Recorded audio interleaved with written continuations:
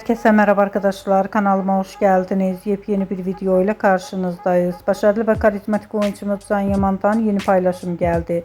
Can Yaman rol arkadaşı Francisco Chilleme'nin muhteşem kamera arkası görüntülerini sosyal medya hesabından paylaştı. Ben de bu görüntüleri sizler için YouTube kanalımda video halinde sunuyorum.